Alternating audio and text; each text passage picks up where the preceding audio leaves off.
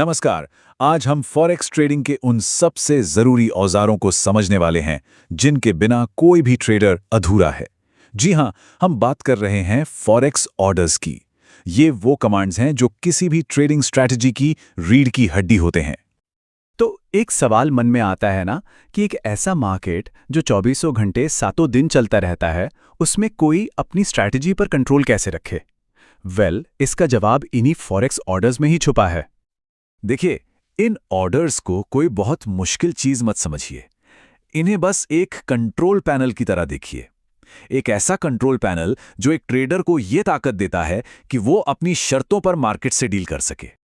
तो चलिए सबसे पहली चुनौती से शुरू करते हैं जिसका सामना हर ट्रेडर करता है कि किसी ट्रेड में एंट्री कैसे ली जाए। मार्केट में घुसने के कह सकते हैं 3 मुख्य दरवाजे हैं। आइए एक एक करके इन्हें समझते हैं। सबसे पहला और सबसे सीधा साधा तरीका है मार्केट ऑर्डर। इसका बस एक ही मोटो है, स्पीड। जब किसी को लगता है कि बस अभी के अभी मार्केट में एंटर करना है, चाहे जो भी कीमत मिल रही हो, तब इसका इस्तेमाल होता है। यहां कीमत की सटीकता से ज्यादा जरूरी है तुरंत एक्शन लेना।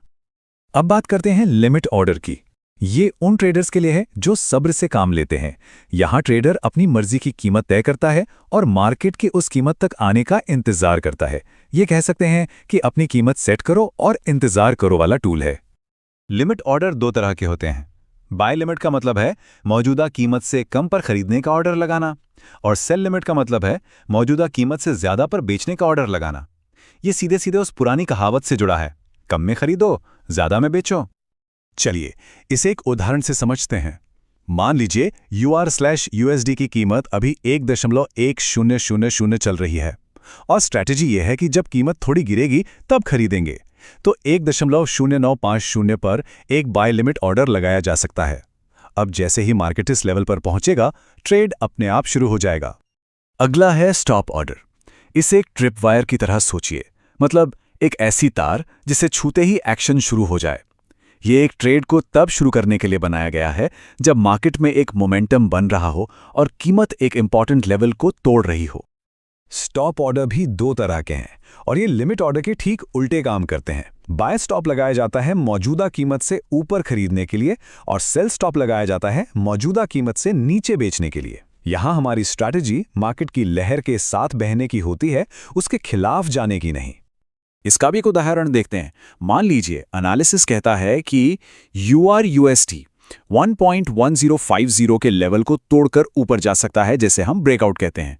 तो मोमेंटम को कंफर्म करने के लिए 1.1055 पर एक बाय स्टॉप ऑर्डर लगा दिया जाएगा। जैसे ही कीमत वहां पहुंचेगी, ट्रेड शुरू हो जाएगा।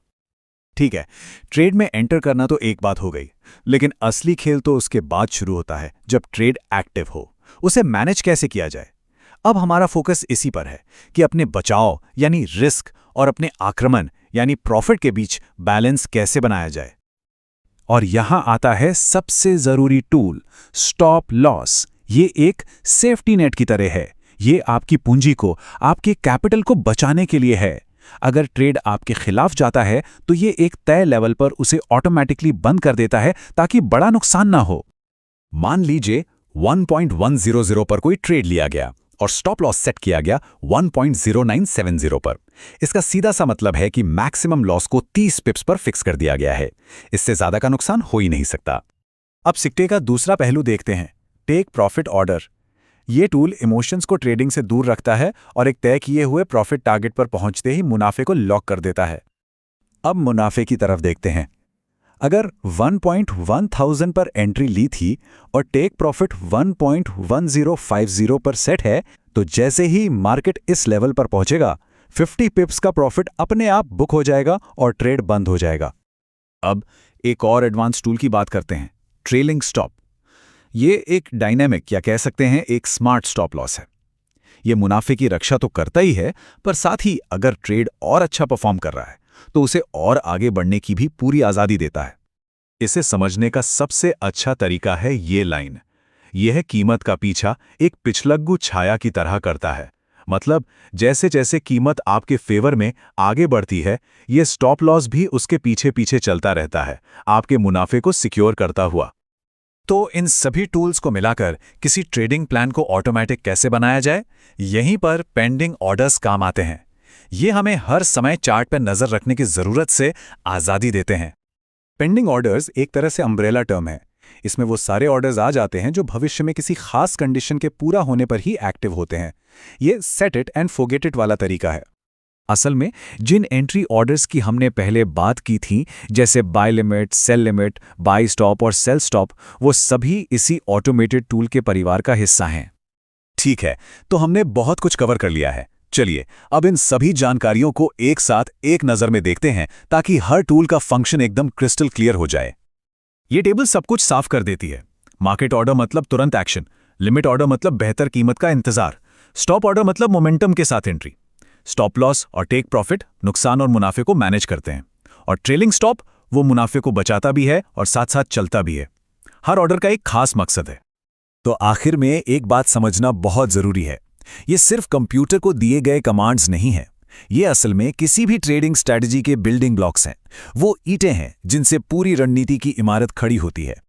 तो अब जब ये सारे औजार आपके हाथ में हैं, तो असली सवाल ये है कि अगला कदम क्या होगा। इस जानकारी का इस्तेमाल अपनी ट्रेडिंग को और बेहतर बनाने के लिए कैसे किया जाएगा।